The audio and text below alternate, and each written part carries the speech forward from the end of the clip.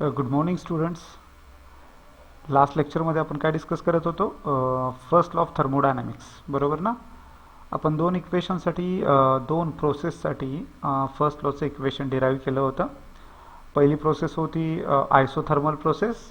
त्यासाठी आपण equation derive केलं होतं डेल्टा यू 0 आहे, त्यामुळं Q is equal to minus W किंवा W is equal to minus Q, बरोबर आहे. And then after we discussed about adiabatic process. In adiabatic process, Q is equal to 0 because heat is neither absorbed nor evolved. Okay, there is no exchange of heat between system and surrounding. Therefore, value of Q is equal to 0.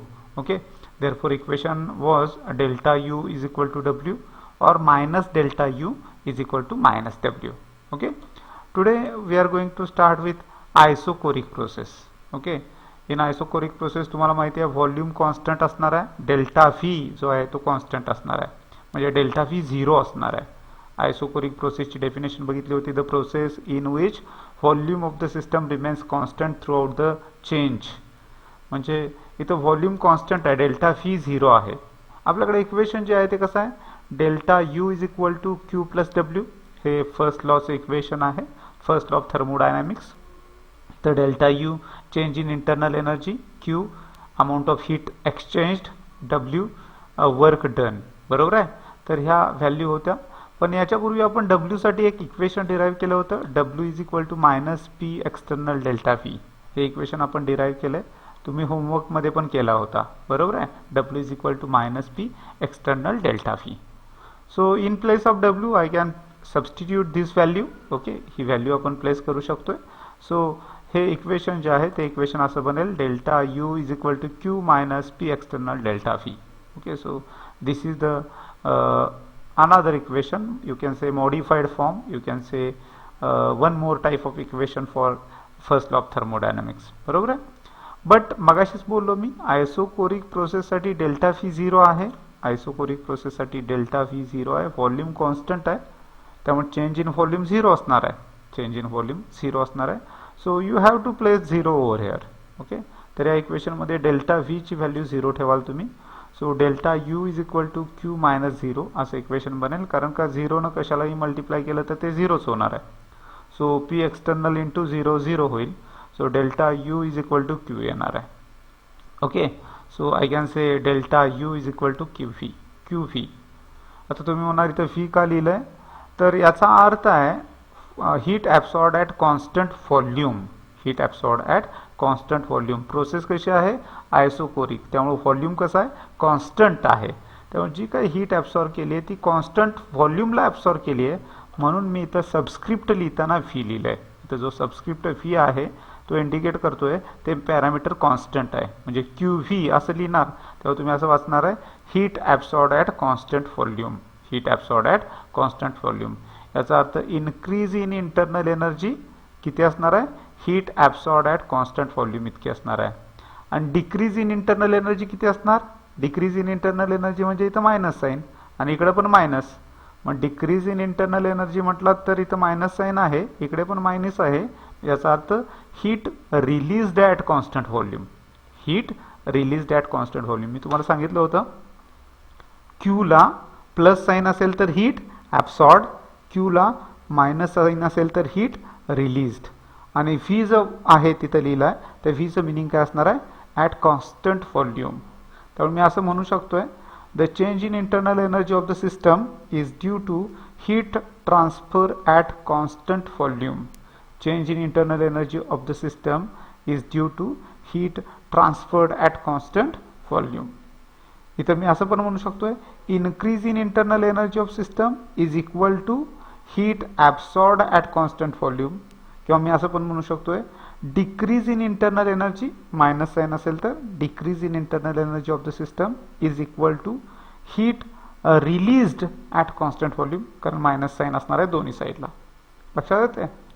So I was talking about isochoric process. In isochoric process volume of the system remains constant. Okay, reaction or process is carried out in a closed container, so volume of the system remains constant. We have equation for first law of thermodynamics delta u is equal to q plus w, but w can be replaced by minus p external delta v. So I can place this value in place of w. So delta u is equal to q minus p external delta v. For isochoric process, volume is a constant, so delta v is equal to 0. Change in volume is 0. So delta u is equal to q minus 0, and I can write like this: delta u is equal to qv.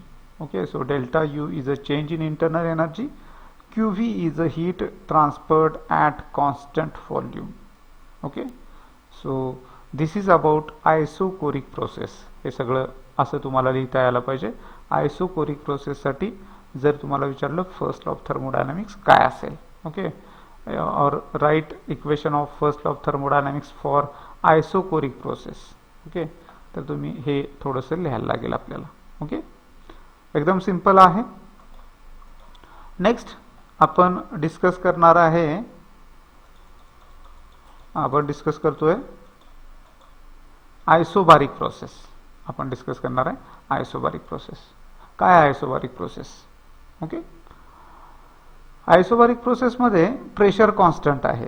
तुम्हाला माहिती आहे open container मध्ये reaction आहे, open container आहे आणि त्याच्यामध्ये तुम्ही reaction carry out करायला एक्सटर्नल प्रेशर किती असणार आहे? ॲटमॉस्फेरिक प्रेशर इतकं असणार आहे.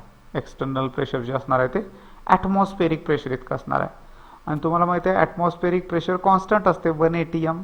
So during the process pressure is constant. During the process pressure is constant.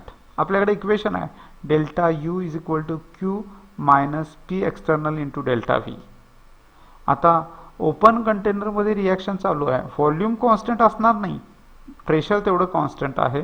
त्यामुळे इथं तुम्ही 0 ठेवू शकत नाही, इथंही 0 ठेवू शकत नाही, कारण हे डेल्टा पी नाही आहे, नुसतं पी आहे.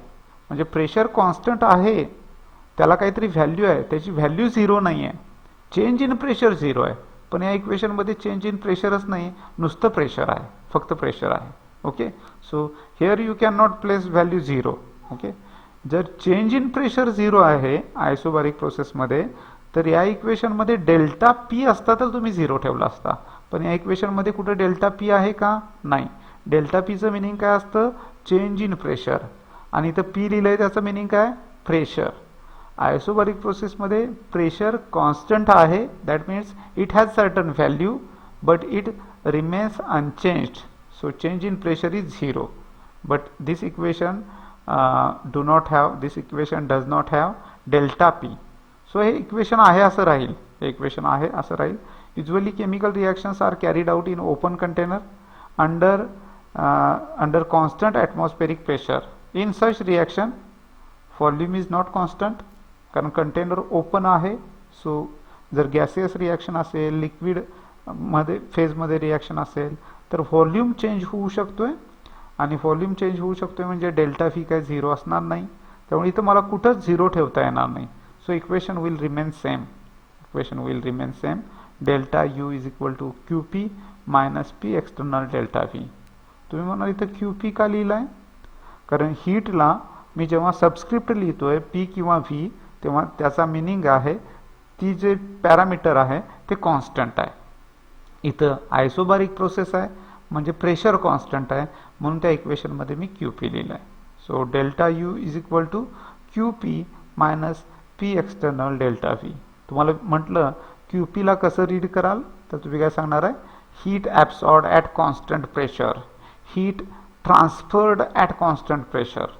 प्लस साइन असेल तर ॲब्सॉर्ब्ड, मायनस साइन असेल तर रिलीज्ड. ओके, आता या क्यू पीची व्हॅल्यू डिटरमाइन करायची झाली तर ही टर्म इकडं न्याल, ही टर्म जी आहे ती इकडं न्याल. त्यामुळे क्यू पीचं इक्वेशन काय बनेल? Q P is equal to delta U plus P external delta V. कारण हे इकडे गेल्यानंतर प्लस होणार आहे. डेल्टा यू मध्ये प्लस झालं, delta U plus P external delta V. So Q P is equal to delta U plus P external delta V. हे जे क्यू पी आहे ना, त्याला एन्थॅल्पी म्हणतात. ते पुढच्या टर्ममध्ये आपण बघणार आहे. पण आज आपण दुसरी प्रोसेस बघतोय आजच्या दिवसातली. पहिली आपण बघितली होती आयसोकोरिक प्रोसेस आणि दुसरी आता बघितली isobaric process. For isobaric process pressure is constant. So equation असं आहे delta U is equal to Q minus P external delta V. जे अगोदर आपण डिराईव्ह केलंय. Usually chemical reactions are carried out in an open container under such conditions under constant atmospheric pressure. In such reaction delta V is not zero, त्यामुळे ते 0 ठेवलं नाही. Equation remained same, delta U is equal to Qp minus P external delta V. Now Qp is equal to delta U plus P external delta V. हे equation असणार आहे आपल्याकडे, आणि हे इक्वेशन असणार आहे आयसोबारिक प्रोसेससाठी. हे इक्वेशन असणार आहे आयसोबारिक प्रोसेससाठी. ओके, चला नेक्स्ट टर्म बघूयात. नेक्स्ट टर्म आहे एन्थॅल्पी. एन्थॅल्पी काय? तर मी मगाशी बोललो सिस्टममध्ये जी काय एनर्जी स्टोअर होते ती एनर्जी स्टोअर केली जाते in the form of internal energy आणि pressure volume type of energy. Internal energy and pressure volume type of energy. Internal energy and energy arising due to pressure and volume of system. Energy arising due to pressure and volume of the system यांची सम घेतली तर त्या समला आपण म्हणतो enthalpy. So enthalpy is a sum of internal energy and energy arising due to pressure and volume of the system. And energy arising due to pressure and volume of the system is nothing but work done. Is nothing but work done. Okay, so I can say enthalpy of system is a sum of internal energy of system and energy equivalent to PV, that is PV type of work. Okay, so sum of these two quantity is known as enthalpy, and enthalpy is indicated by symbol capital H. Enthalpy is indicated by symbol capital H. enthalpy ची definition बऱ्याच वेळा एक्झामला विचारली जाते.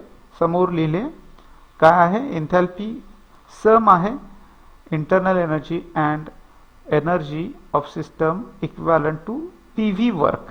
PV म्हणजे pressure volume work. Enthalpy of system is sum of internal energy of system and energy equivalent to PV work. ठीक आहे, मी equation लिहायला सांगितलं तर असंच लिहिणार, कारण एन्थॅल्पीचा सिम्बॉल एच आहे. It is equal to sum of U. U is internal energy and PV वर्कसाठी मी पीव्ही लिहिलं. ओके, आता याच्यामध्ये यू पी व्ही हे सगळे स्टेट फंक्शन आहेत. ही सगळी स्टेट फंक्शन आहेत. याचा अर्थ एन्थॅल्पी सुद्धा स्टेट फंक्शन असणार आहे. एन्थॅल्पी सुद्धा काय असणार आहे? State function. त्यामुळे मी असं लिहू शकतोय delta H is equal to H2 minus H1. मी असं लिहीन delta H is equal to H2 minus H1. लक्षात राहील. सो डेफिनेशन विचारली एन्थॅल्पीची तर डेफिनेशन समोर आहे. Enthalpy of system is sum of internal energy of the system and energy equivalent to pressure volume work. Energy equivalent to pressure volume work. Mathematical equation definition वरूनच लिहिणार. H is equal to U plus PV, and as U and PV are state function, H is again state function. So delta H is equal to H2 minus H1, where H2 is enthalpy of final state, H1 is enthalpy of initial state. पण आपण हे जे equation लिहिलंय इथं H1 लिहिलं तर इथं U1 P1 V1 लिहायला पाहिजे. त्यामुळे H1 साठी इक्वेशन काय असणार? H1 is equal to U1 plus P1 V1. H2 साठी इक्वेशन काय असणार आहे? U2 plus P2 V2. ही इनिशियल स्टेट साठी इंथॅल्पी, फायनल स्टेट साठी इंथॅल्पीचे इक्वेशन. आता ही दोन इक्वेशन आहेत, सबस्ट्रॅक्शन घ्यायला पाहिजे. So delta H is equal to H2 च्या जागी U2 plus P2 V2 minus इथं ब्रॅकेट असायला पाहिजे U1 plus P1 V1. U1 plus P1 V1 असं लिहू शकतोय U2 मायनस U1 बरोबर आहे. सिमिलर टर्म काय केल्या आपण? एकत्र केल्या. आणि इथं ब्रॅकेट असेल तर इथं पण मायनस होणार आहे. त्यामुळे P2 V2 minus P1 V1. P2 V2 minus P1 V1. Similar term एकत्र आणल्या. U2 minus U1 P2 V2 minus P1 V1. Okay, आता U2 minus U1 delta U आणि P2 V2 minus P1 V1 delta PV येईल. त्यामुळे हे equation असं बनेल delta H is equal to हे झालं delta U plus delta PV. Delta U plus delta PV. लक्षात राहील. हे एक सिंपल आहे. जर मला सांगा फॉर कॉन्स्टंट प्रेशर जर रिॲक्शन आपण ओपन कंटेनरमध्ये करायलो आहे, ओपन कंटेनरमध्ये प्रेशर जे आहे ते ॲटमॉस्फेरिक असणार, मग त्यामुळे प्रेशरची व्हॅल्यू कॉन्स्टंट येणार, म्हणजे P1 आणि P2 ची व्हॅल्यू P येते समजू. P1 आणि P2 ची व्हॅल्यू काय येते? P. हे लक्षात राहील. एन्थॅल्पीची डेफिनेशन परत एकदा. Enthalpy of the system is a sum of internal energy of the system and energy equivalent to PV work. Enthalpy H is equal to U plus PV. Delta H is equal to H2 minus H1. It is a state function. H1 is equal to U1 plus P1 V1. H2 is equal to U2 plus P2 V2. Delta H, this minus this म्हणजे U2 plus P2 V2 minus U1 plus P1 V1. So delta H is equal to U2 minus U1 plus P2 V2 minus P1 V1. So delta H is equal to delta U plus delta PV. For constant pressure, P1 is equal to P2 is equal to P, and therefore I can say, what can I say? Delta H is equal to U2 minus U1 plus PV2 minus PV1. कारण का P2 V2 minus P1 V1 होतं, पण P2 म्हणजे P आहे, P1 म्हणजे पण P आहे. का? प्रेशर कॉन्स्टंट आहे, त्यामुळं P1 आणि P2 असं न लिहिता मी फक्त त्याला P ने इंडिकेट केलं आहे. Okay, so here and here P. Okay, so P can be taken out commonly. So delta H is equal to U2 minus U1 plus P into bracket V2 minus V1. So delta H इथं तुम्हाला माहिती आहे हे होणार आहे delta U आणि हे होणार आहे डेल्टा V. सो इक्वेशन बनणार आहे delta H is equal to delta U plus P delta V. Delta U plus P delta V.